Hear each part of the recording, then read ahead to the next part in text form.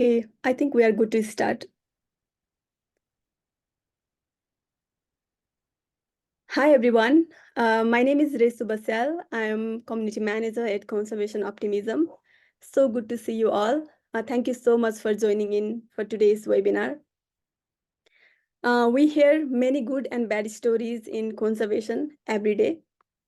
Have you ever been in a situation where you found it difficult to balance between bad news and an urgent call to action?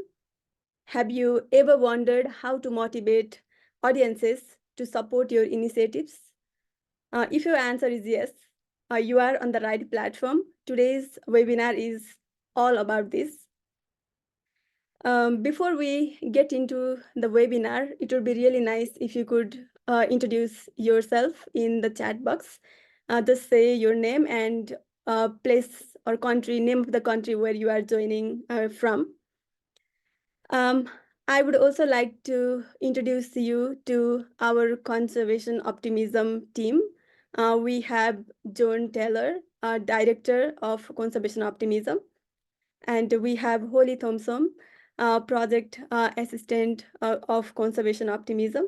And of course, we have Julianna, the webinar host for today. Julianna is a conservation communicator with 20 years of marketing experience in environmental sector.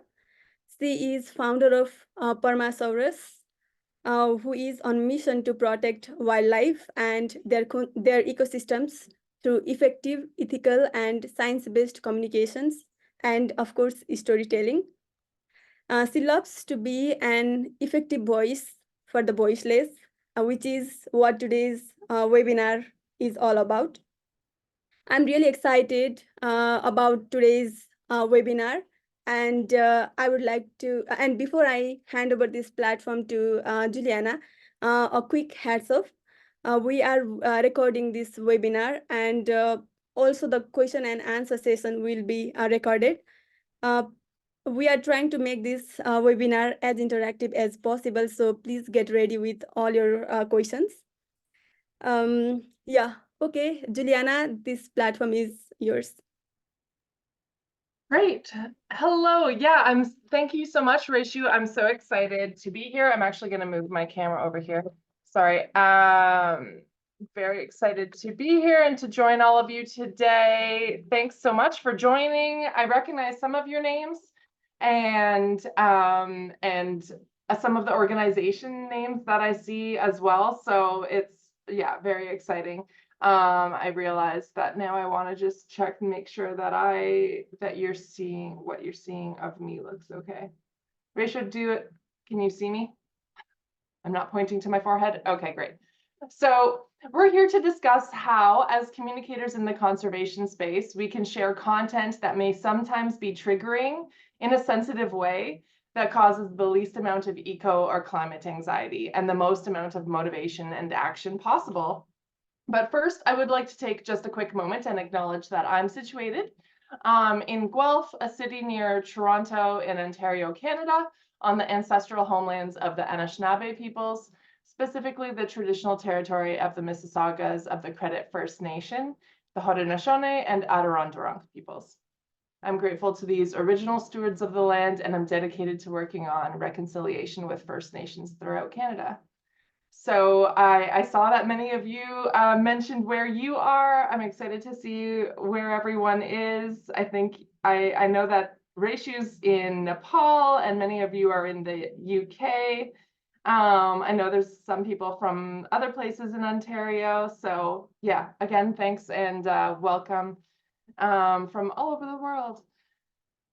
So I'll share a little bit of my story with you for a moment. So when I was really young, my parents bought a fixer-upper in the woods near Ottawa, Ontario, Canada. The forest was really my playground. I was climbing trees as soon as I could walk, as far as I know, and chasing frogs in the ditches as soon as I could run. So experiences with wildlife on that property make up some of my most cherished memories. Over the years, I've seen changes, and it breaks my heart. It's much harder to find frogs, and wildlife is losing more and more space to development. So I've been on a mission basically my entire life to protect wildlife and all of nature. And throughout my career, I've aimed to have the greatest positive impact possible. So with degrees in international development and later in zoology both from the University of Guelph, I've worked in various areas of the environmental sector. I was kind of all over the place. So I've worked in waste reduction and the circular economy, organic and regenerative agriculture, conservation, solar energy, and have hobbies like nature interpretation. Eventually, I started my own business, Promosaurus, to support environment and conservation-focused organizations with their communications. And very recently, I've actually been hired by CPAWS, the Canadian Parks and Wilderness Society. So I'm very excited about that opportunity. And I'm really looking forward to taking conservation communications to the next level through this awesome opportunity. So learning about psychology has also been a bit of a hobby for me for the past like 18 years or so. And like many, if not most of you, I've also had my share of grief and worry about what has happened or what may happen in the future on this planet. Pause. All right, so let's look a little bit more at why we need this conversation and then have a bit of a review of what eco-anxiety is, and then we'll look at the strategies. So after talking with Ratio and considering what I'd like to talk to all of you about, this topic kind of fell together. At the time, I was niching my business to more specifically serve the conservation space. So I was seeing more and more content about conservation and also climate change on LinkedIn. And, over the last, few years, I had seen more and more talk and conversation about eco-anxiety. And what I was noticing when I was thinking about what to do a talk about was that the posts that share the tough updates, bad news and updates about perhaps a new species that's endangered, a number of species that are endangered or going extinct, or like the progression of climate change. I noticed that those didn't always mention eco-anxiety. So it's kind of like two separate conversations. And those posts or news articles or whatnot don't remind people to practice self-care or acknowledge like what people are experiencing. And I wondered if there could be more connection between those two pieces and how that might help us. Also, I remembered, sorry, got to be careful of that. I remembered that about 10 years ago, an acquaintance of mine and I got together to chat about our shared passion for elephant conservation. However, in the first few minutes, she was telling me that a few years before, she went to Southeast Asia to volunteer at an elephant sanctuary, which I thought was such an amazing opportunity. But she told me that in the orientation, right at the beginning, her and the other recruits were shown videos of elephant abuse that were so horrific and graphic and upsetting that it left her feeling really traumatized, and she was no longer able to volunteer or even think about issues impacting elephants. So I think, well, that's really unfortunate, and I even think that it could have been avoided. Because we conservationists and climate change, all of us climate change crowd, we need people to be motivated, to be engaged, etc., to do things that we want them to do to like make a better future for everyone. So as much as conservation organizations have goals to protect nature, ultimately we're in service to people. So reminding people to take care of themselves and helping to ease eco-anxiety is really in our best interest. So there's a couple of ideas in marketing that could lead us to think that it's good to shock people or give them more bad news than maybe is necessary. So one idea is get an emotional response, and the second one is play to people's pain points. Personally, I really don't like the pain points concept at all. To me, I'm like, who are we as marketers to, trigger someone's stresses? Like, I don't want to do that. To me, it's like, it doesn't feel right. And I think ultimately, I think there's ethical issues with doing that. If you want to create an emotional reaction, I think that it's not only more ethical, but more effective to create positive emotional reactions, ones that are motivating and uplifting. So the tricky thing is that we also need to be able to share bad news as it comes up, because audiences want to be kept informed. And, the solution is not to never show the reality of what's happening. That wouldn't be helpful either. So how do we balance this? So I have 2 questions for you that I would love if you would answer in the chat. And if anyone would like to put up their hand, we can unmute you, and then I'd love for you to share your ideas. So first of all, why are you here? What were you hoping to learn today? Or was there, is there a specific reason why this topic resonates with you? So I'll give you a couple minutes to share your answers for that.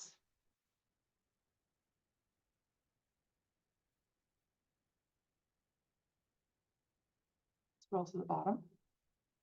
Yes, and someone says, totally such a struggle working with marketing. Yeah.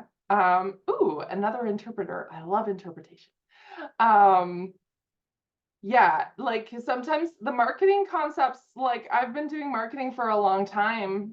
And I don't know if Mike, you might commiserate with this idea that do you find it hard to study some conventional marketing and like watch the YouTube videos and whatnot?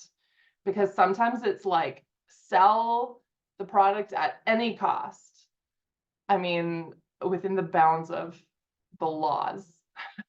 But even within those bounds, often the strategies are so gross. But I have found that there's other ways to do it. So further inspiration as the project I work for transitions to a difficult time with communications, a reminder to remain positive in the communication strategy that I put together. Yes. Yeah, for sure.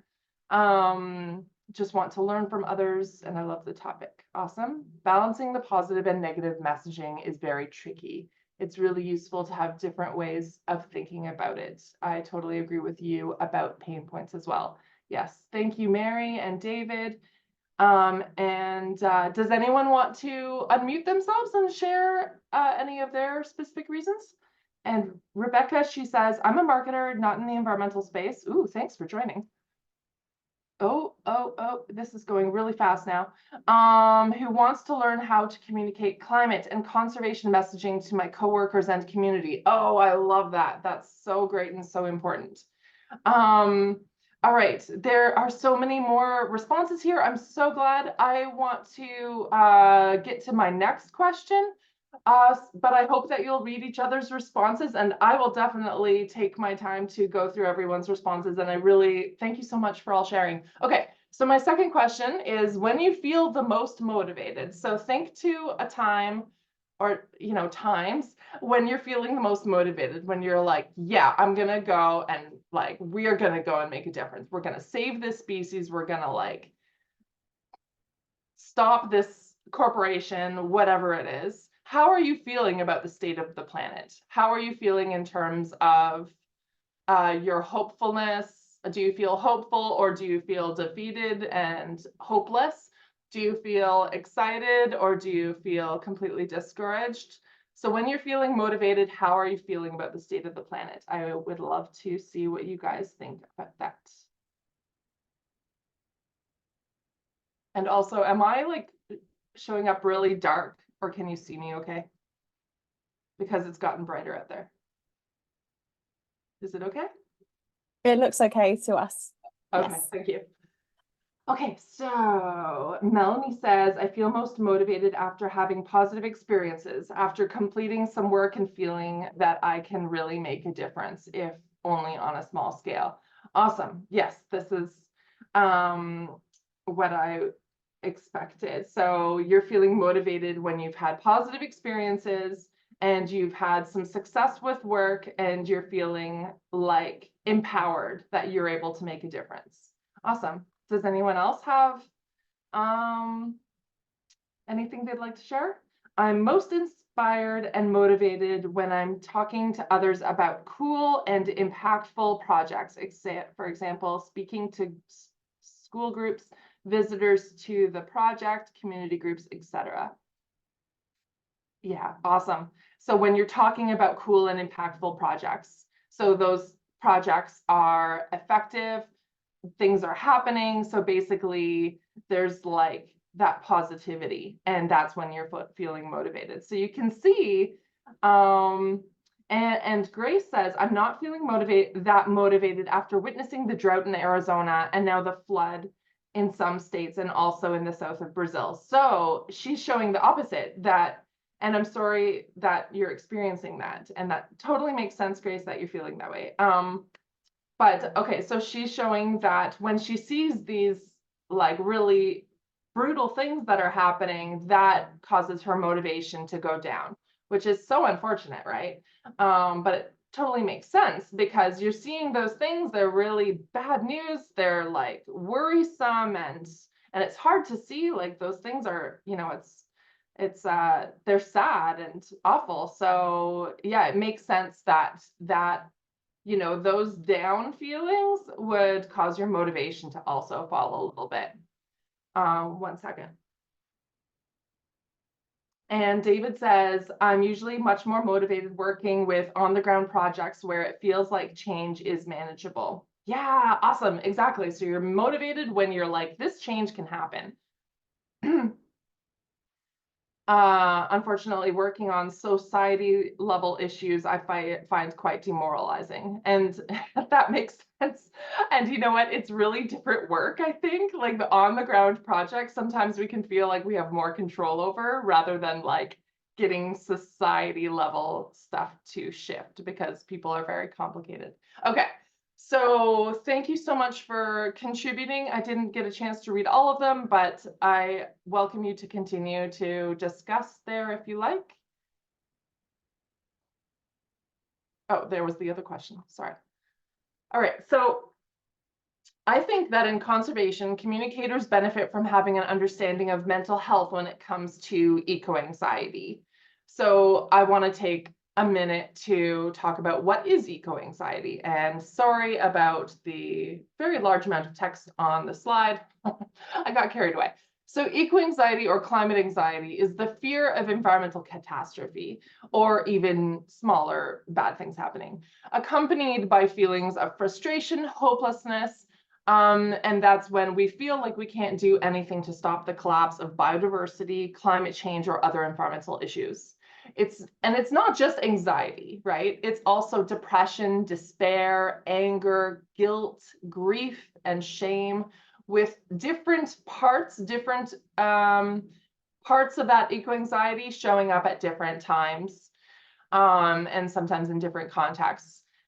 And anyone can experience this. It is especially prevalent amongst young people who are worried about the future. However, people of all ages can experience this. And sometimes it seems that people of different ages experience different parts of it.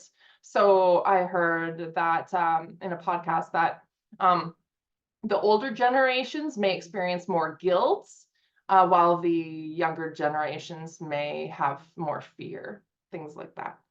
Oh, and I wanted to mention, I don't know how this slipped away from me, but yeah, if, you know, in this talk, we're talking about some bad news, we're talking about hard and challenging feelings and whatnot. So I also want you guys in this presentation to take care of yourselves. If any of this is triggering or tough, or you need a break or whatnot, you could mute me, you could just walk away for a minute. I won't know and I won't be offended. So do take care of yourselves. All right, so back to this. Though many anxieties are about perceived threats, keep in mind that that's not the case for eco-anxiety. The changes are very real, and it makes complete sense that we feel this way.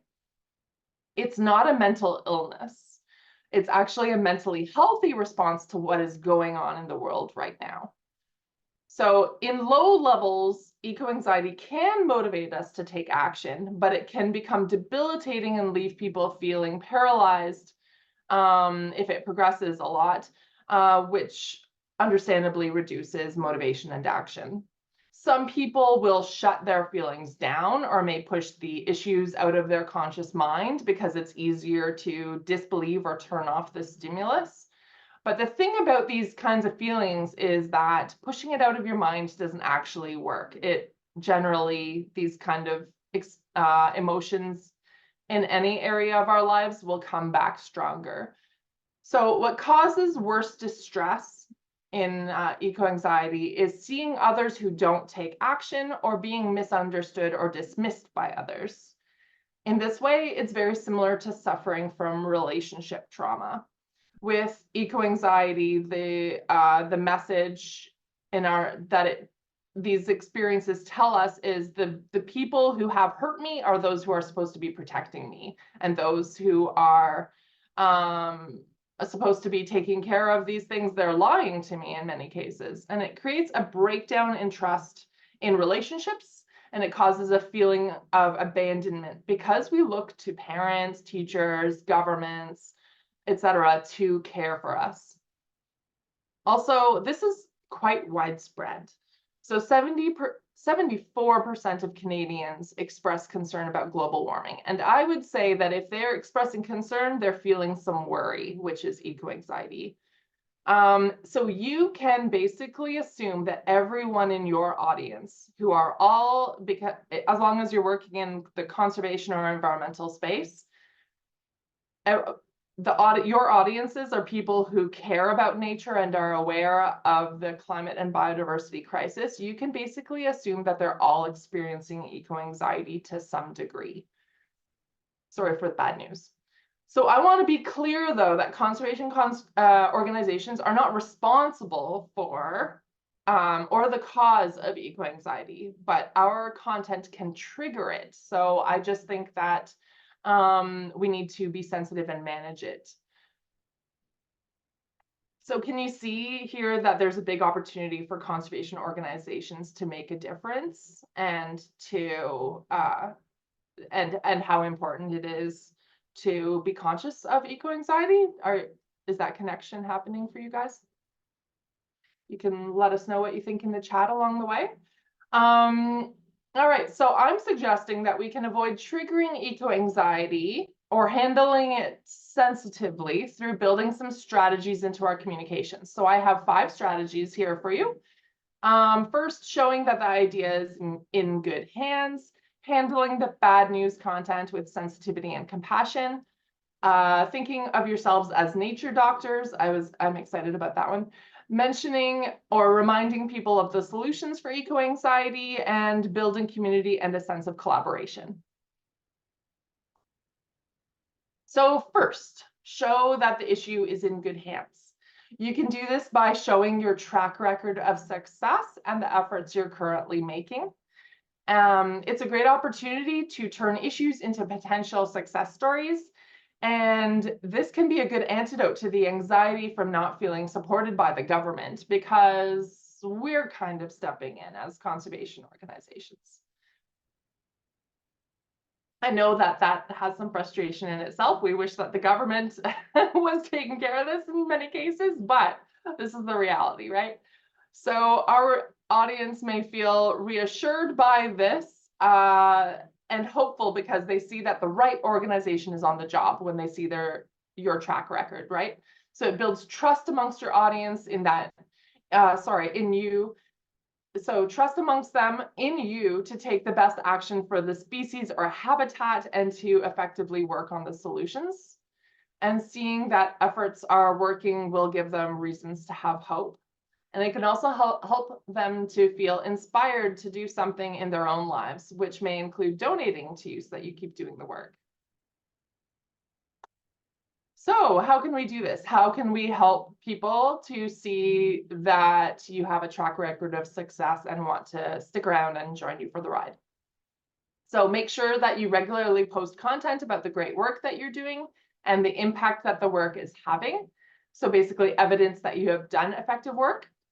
If you are a small or recently founded nonprofit which doesn't have a big track record, then you could show good conservation examples that are near the locations of your target audience so that you boost relatability, right? So if you're in Arizona, or say if you're in the Midwest of the US and you're working on building, you want to build beaver analogs or get beavers involved in restoring the habitat, you could show stories of other projects that have done similar things, and maybe, make some partnerships. You can also show mini progress reports for the projects that you're currently developing. So for instance, you could say, thanks to your donations, we've been able to purchase a truck that will make it possible to get our equipment to the streams to build beaver analogs. You can also share about partnerships in development. So which organizations with big track records are you partnering with on your activity?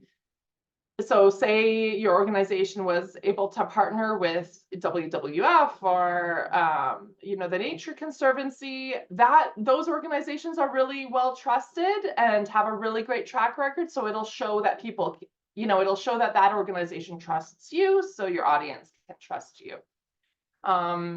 So that not only helps with getting people to trust that the issue's in good hands, but it also helps people to even just trust and to build that relationship and your credibility and everything for the rest of your marketing. It's really good for the rest of your marketing. And just want to check in, the construction outside has been picking up, but you guys can still hear me okay?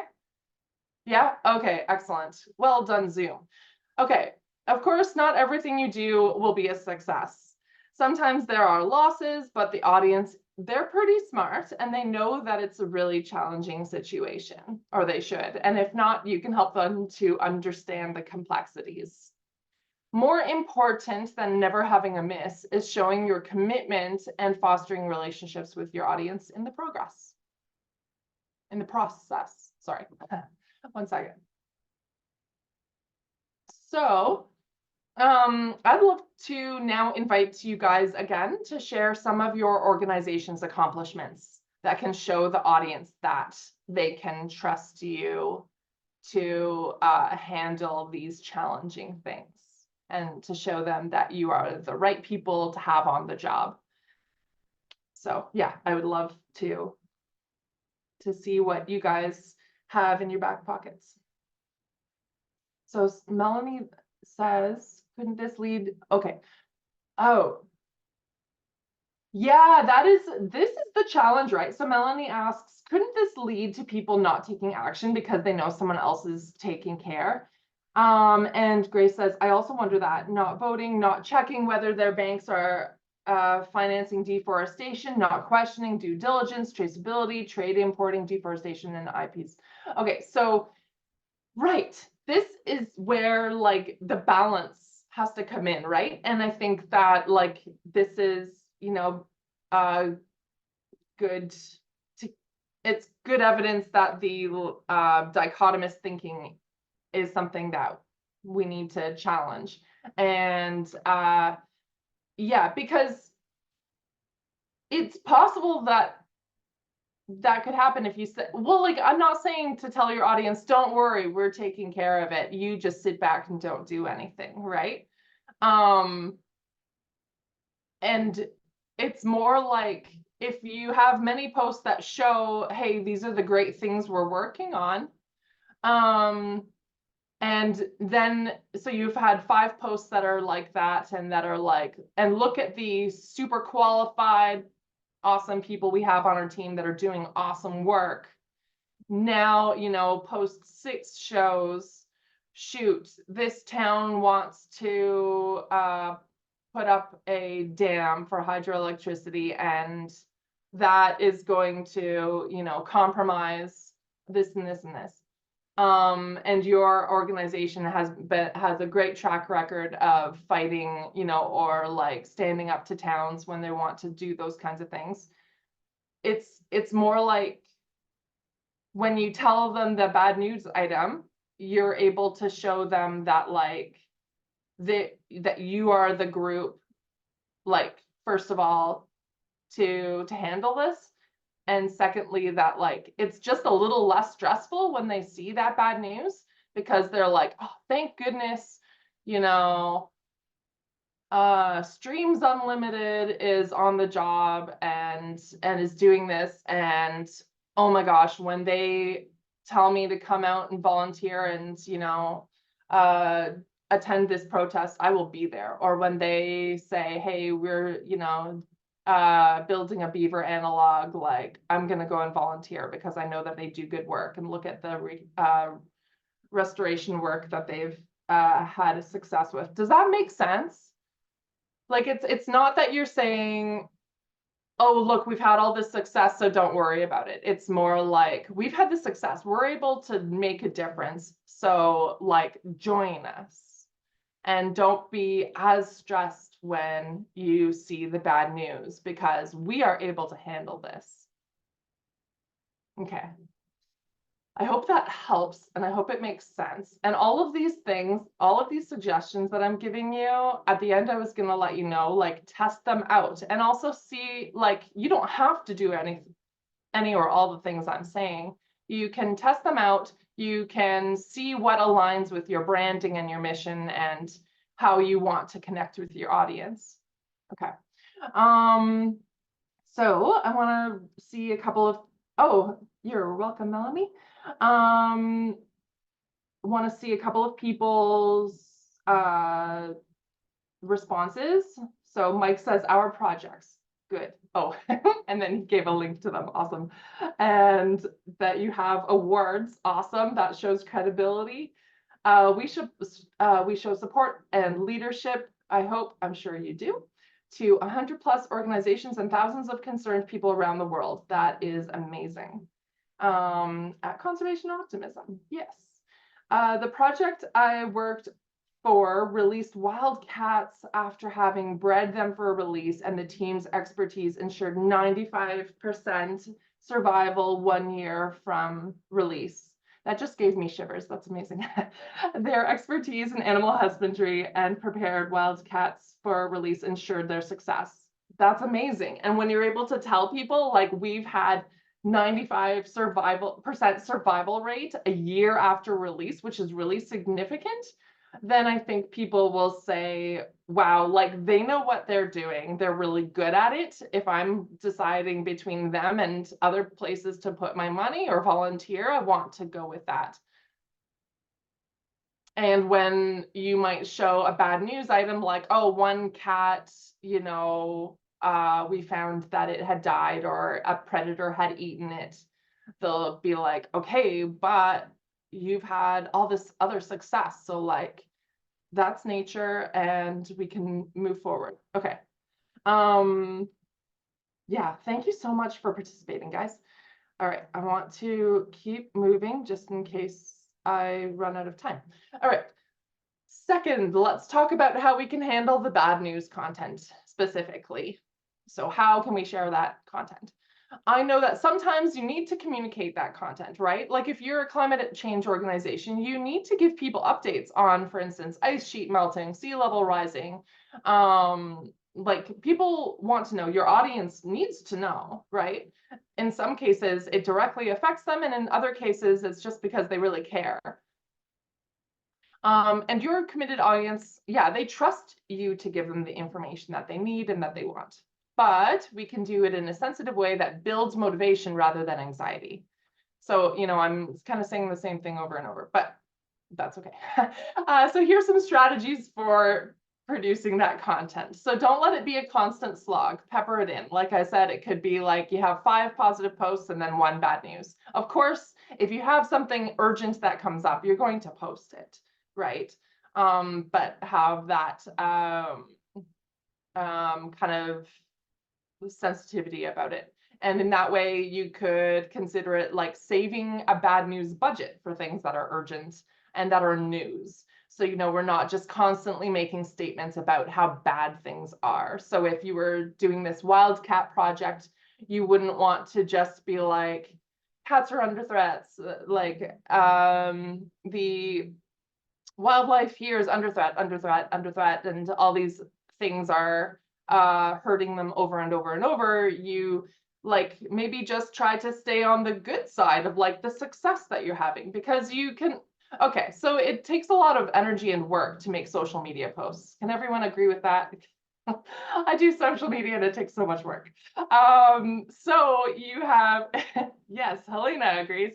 So you have like this social media budget perhaps of how many posts you can reasonably get out there. So how do you want to spend that? You can use some humor about it. And just one second. You can use some humor about it, even if it's nihilistic humor a little bit. This, of course, it's going to depend on your branding and on your audience. So, you know, you want to be careful about it and consider it, and you can test it out. That's one of the things that you could be like, okay, who's in my audience who's also a friend? Oh, Johnny, he's like, you know, over there. So you could send it to him and be like, hey, how does this resonate with you? So show good news related to the issue. For instance, if you're reporting on Africa, you know, an African megafauna poaching incident that was unregulated, then maybe use other posts to celebrate that an individual rhinoceros was saved, or that, you know, an area was protected or something like that. Use cues to communicate that it's bad news. For instance, you could use a red border or red blocky text on a post image to signify that this item is bad news. Or you could write trigger warning at the top of your caption. So I have seen that sometimes where like the organization wants to show like dolphins that have been injured or killed. They'll have like a less triggering image as the cover, and it says trigger warning, and then the person knows if they keep swiping, they might see some stuff that burns, you know, images into their mind. Okay, where was I? So this can warn the audience that the rest of your content or photos may be upsetting or shocking, and they can choose whether they want to look at it. Make sure that the news you're sharing is relevant and related to the focus area of your work and to your like theory of change, to your mission and vision. And you can also ask your audience what they want to know more about. I think that we need to do that a lot more in social media and in our marketing in general. Is like, what do you guys want to know about? You know what we do in general. What do you want to know? And hopefully people respond. All right, if you have really bad news or disturbing photos, maybe like the dolphin image I mentioned, first think about what is the point of telling people or showing them this? What are we trying to achieve? Does it align with our theory of change, our mission and vision? Is it directly related with our goals? Is there something less triggering that could get the same result? So going back to that story about the woman at the animal refuge, I bet that they could have just told the volunteers that the elephants had suffered trauma, and that may have been enough. Maybe they could have showed a couple photos, maybe one story by voice, so that you don't have all of the senses involved in this traumatic story. But I think that there's like options, right? And again, you can test the content on a couple people first. So these strategies, I'm just trying to give some strategies that are considerate to your audience, things that respect that people have eco-anxiety and that sometimes for their own well-being can't take in more bad news content. But ultimately, you need to find the balance that works for your organization. This is one of my favorite parts of this whole thing. So when I searched how to deliver bad news compassionately, I got results from the medical field about giving bad news about a patient's health. I think that we can learn a lot from this. So let's consider, how would a doctor tell a patient bad news about their health? They wouldn't lie about it. They wouldn't placate people or be in denial, right? They wouldn't say, oh, no, you're fine. No. If they're good doctors, then they have a responsibility that they have to tell you what's wrong, and they'll tell you about it in a sensitive way. They'll tell you the reasons to be hopeful, including why you should trust them to help you effectively. Similarly, you can recognize that our audiences care deeply and may experience real grief when hearing bad news. So if I was, needing to tell news about a new species that is endangered, maybe I would say it like, everyone, I have news to tell you. We have found that this species is now endangered. It's upsetting. Here's some stats and information that you need to know. We understand that this may be shocking, upsetting for you to hear. Do take care of yourselves. Here are the reasons why we can be hopeful. We have this group on the ground doing this work. And we've had success with reversing these kinds of issues in the past. So that's, kind of long-winded. I've kind of included everything, but you can consider including some of that. So being sensitive and compassionate will help to build stronger relationships. Your audience will feel closer to you because you showed compassion. This builds trust and connection. And it doesn't just help your audience in the moment to stay motivated and to continue to support you, but it also makes them loyal to you in the long term. And that is ultimately the goal of marketing, is to get people to the bottom of that funnel where they become loyal customers who advocate for your business or organization. All right. Fourth, mention and remind people of the tools for managing eco-anxiety.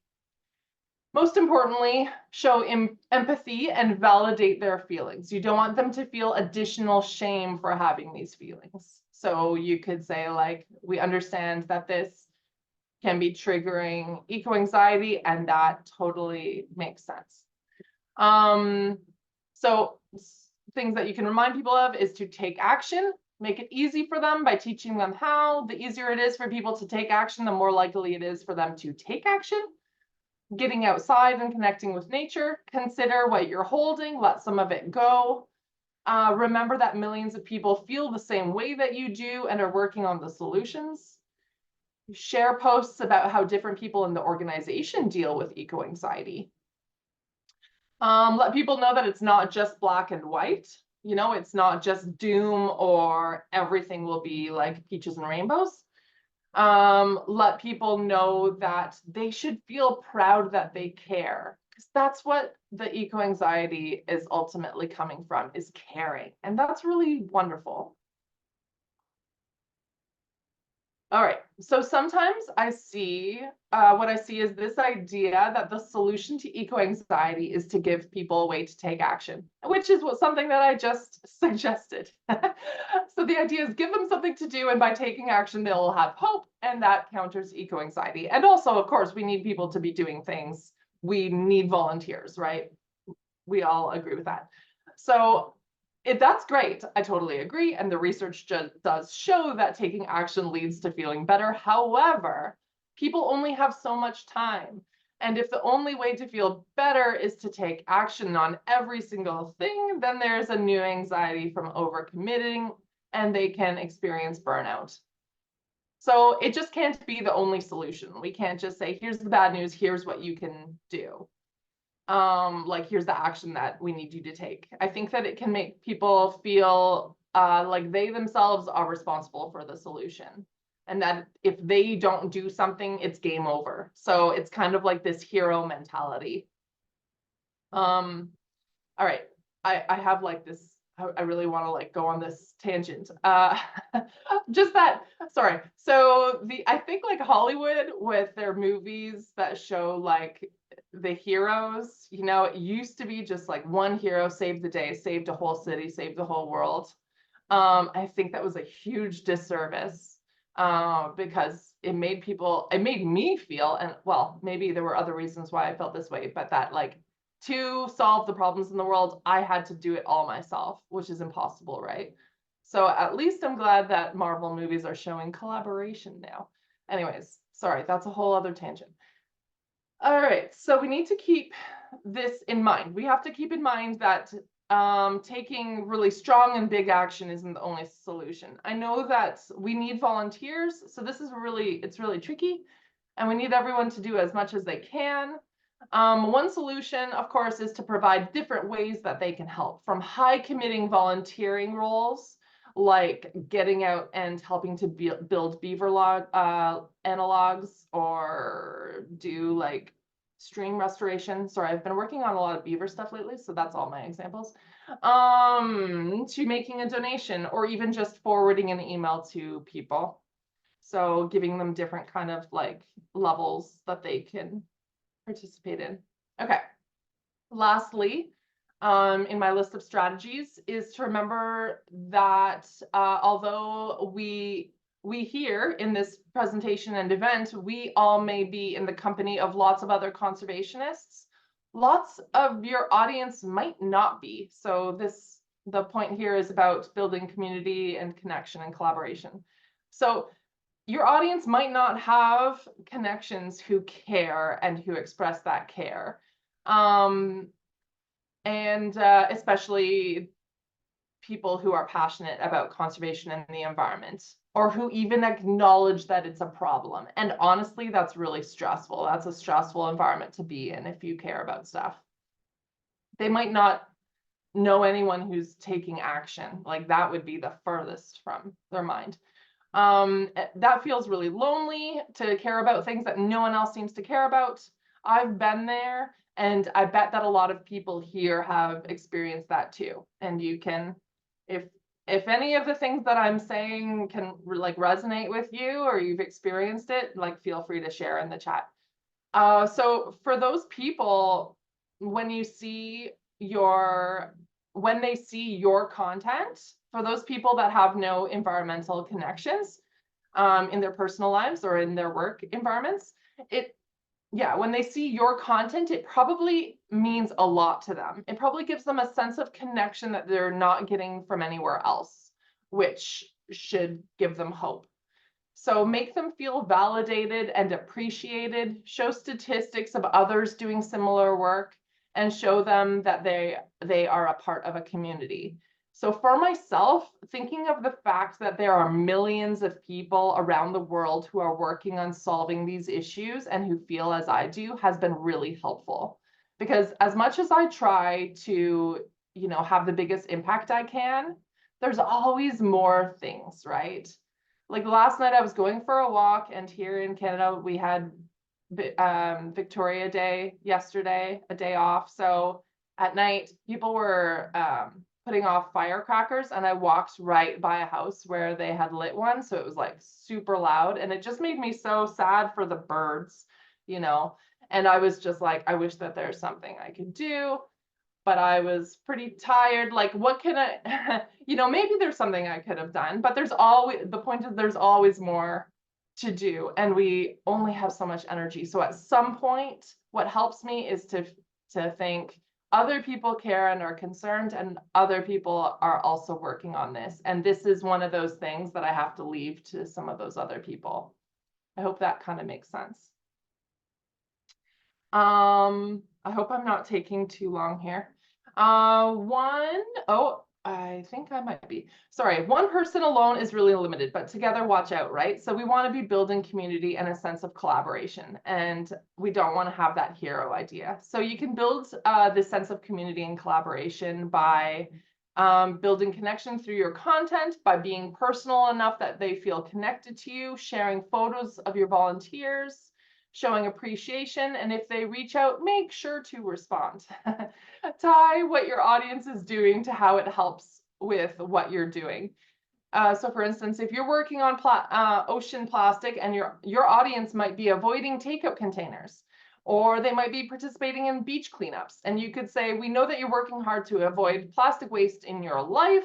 We're so grateful. You're doing great. And how about leveling up your efforts by joining us on June 10th, or by donating so we can buy the necessary materials for that day? And a next level suggestion is to mention, if this content is causing you distress, please find mental health and well-being support in your area. So if your audience is Ontario, you might suggest Here 24/7, for instance. Or at least you could say, please do remember to take care of yourself. And like, we are not, as conservationists, we're not responsible for their mental health, but we care about them, right? We want them to be healthy and well. And also it's really in our best interest, as we've shown, to keep them in a positive enough state of mind that they're able to be active and support the work that we're doing.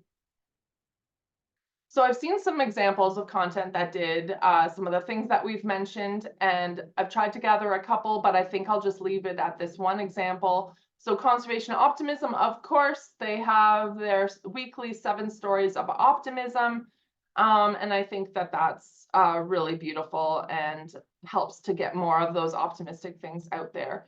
Yeah, and here there's just a couple of these kind of humorous things to cut through some of the tension and get people to the next phase.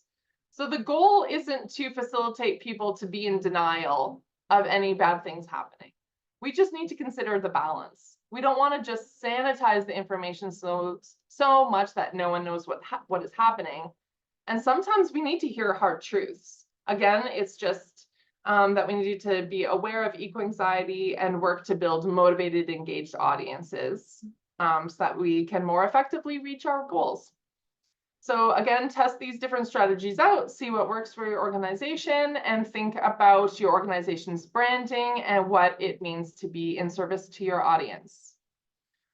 I had this activity here for you to share a bad news item and 2 notes about how you can communicate it in a sensitive way. However, we are very close to time, so I'm going to leave that with you as homework. And or you can just start adding it here, and that would be nice. But I want to say thank you for listening to me today. I hope that you feel that you're leaving with some valuable ideas. I'd recommend that if any of this was uncomfortable or difficult or made you think, to like take some time to journal about it. Work through your vision of what you want your communications to be like, what you want your relationship with your audience to be like. So take some time to journal about that while it's still fresh. And feel free to reach out to me or connect on LinkedIn if you'd like to chat about any of this. I'd love to hear from you. Yeah, so that is about it. So does anyone have questions? I'm happy to stay as long as you want. You're very welcome.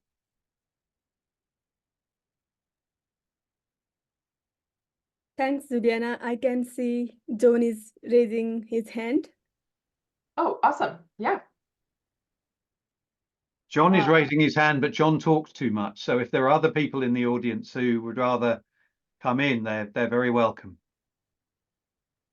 All right, I've got 3 quick thoughts, and given that I talk too much, I'll try and keep them to 1 minute, and then perhaps other people can come in. That was brilliant. Thank you, Julianna. I want to go on for the next 2 hours. It's brilliant to see so many communications and marketing people in the audience. We're normally surrounded by conservationists who are wildlife people, and the wildlife is not the problem. Conservation is about changing human behavior, and communications and marketing is at the heart of it. So it's so nice to see so many people in the audience here. 2 big thoughts. People protect what they value. And we've been arguing about the value of this big nebulous thing we call nature for at least 200 years. Is it utilitarian? Is it spiritual? What is it? What's the value of a beaver or a rhinoceros? Given the emergencies that we're looking at and the urgency of action, we have got to learn we can't communicate that value if we can't articulate it. We need to learn to articulate the value of these things pretty damn quick, as a matter of urgency. Otherwise, we can't communicate it. And the other thought is a kind of challenge to the marketers, because marketing's brilliant, but a lot of marketing is about nudge. It's about buy more of our cornflakes and fewer of their cornflakes.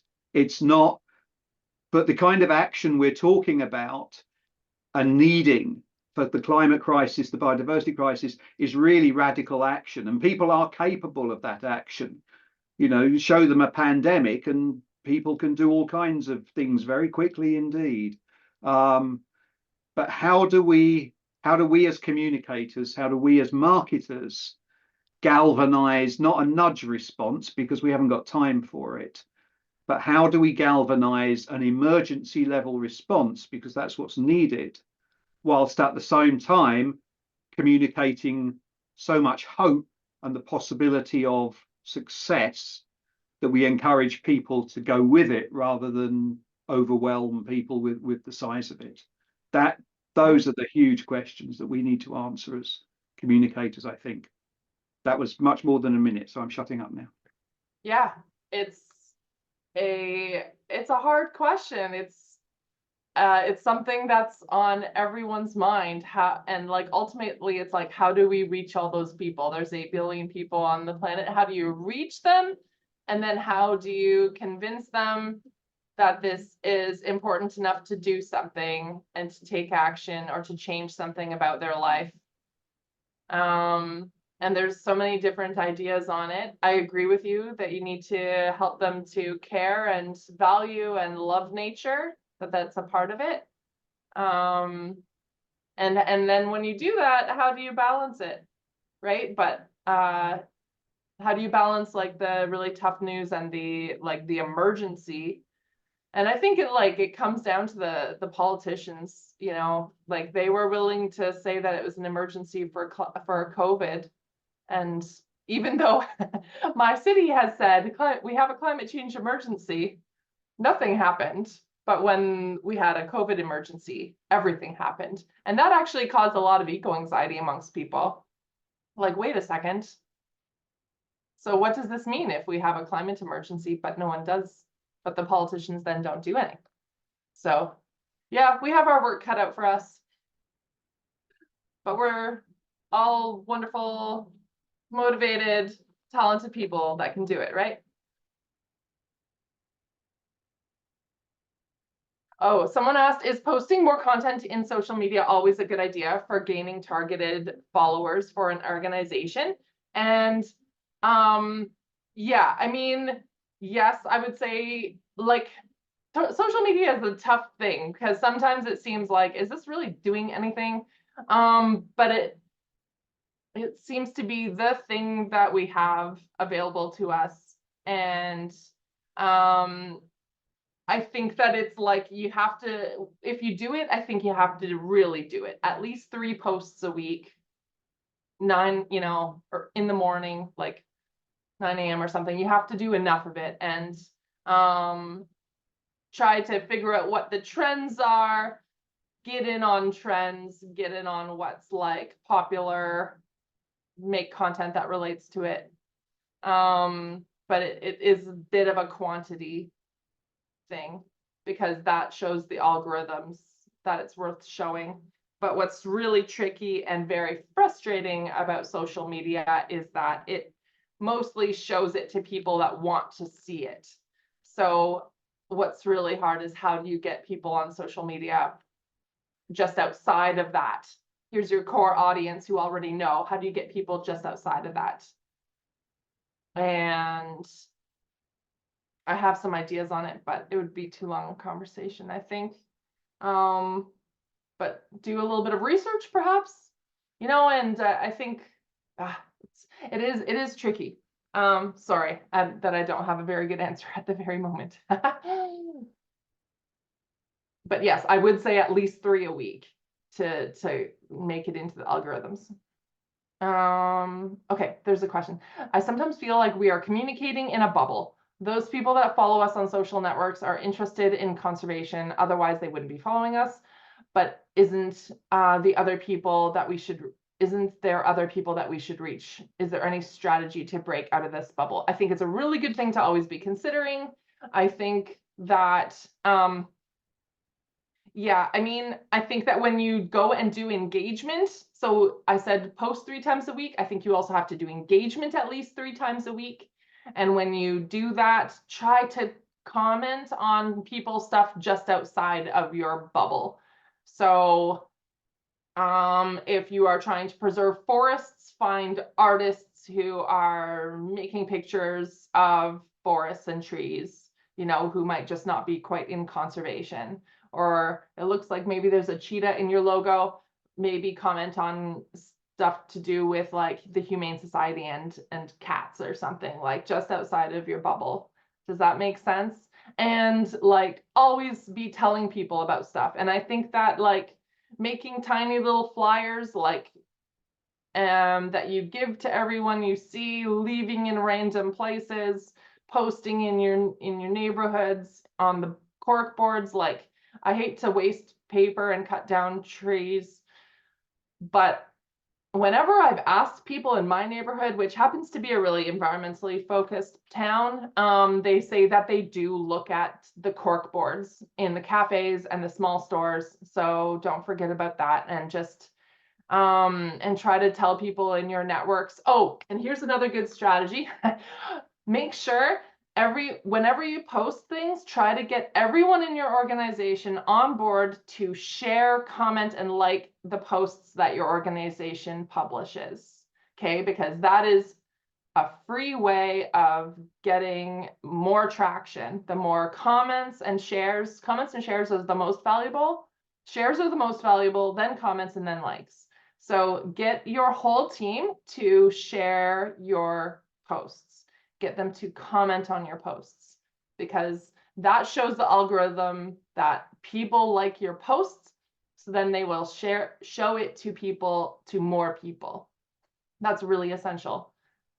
And also, like, if anyone comments on your posts, always respond to their comments. If anyone messages you on any of your platforms, please always make sure to respond to them, because when you imagine that person who's kind of lonely because they don't have environmental people in their life, they work up the gumption to message your organization and say, hey, I love cheetahs too. And then if they don't hear back, you've lost this opportunity for connection. But if they do hear back from an organization that they really respect, that's so big. Like, that's such a cool opportunity. Like, they'll feel so special. And I think that we have to make sure we make the most of those opportunities. Does that make sense? And I'm gonna see. It's Gionia. I don't know if I'm saying that. Gionia cat in our logo. Very cool. I don't know if I'm pronouncing that right, but I love it. Okay, so I'm gonna see if there's any more questions. Does anyone else want to unmute and ask a question?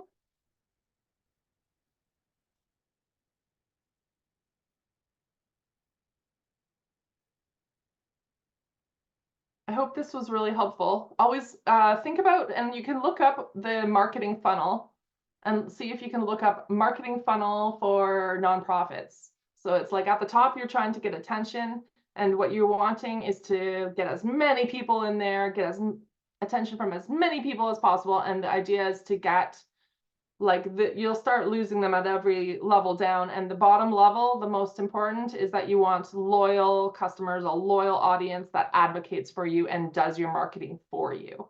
So that's what you're wanting to like build your audience to become more and more like in your loyal and advocating for you. Anywho, okay, I'll stop. I can stop talking. Thank you so much, Julianna. We really appreciate it. And thank you so much, everyone, for attending this webinar today. As you might have seen already, Reshu has put a link to a feedback form in the chat. We really like to hear from you about what you thought of our webinars. And also, if you have any suggestions for future topics for our webinars, we'd love to hear from you as well. As we already mentioned, we do record our webinars, so the recording will be up on our YouTube channel shortly if you want to watch it back. And if you do have any further questions, I know Julianna has put her information there on the slide, but if you have anything you want to ask us, please do get in touch. All of our contact information is on our website. But yeah, thank you so much, everyone, for coming along today. We really appreciate you being here. And yeah, I hope everyone has a great rest of their day. Thank you so much. Thank you.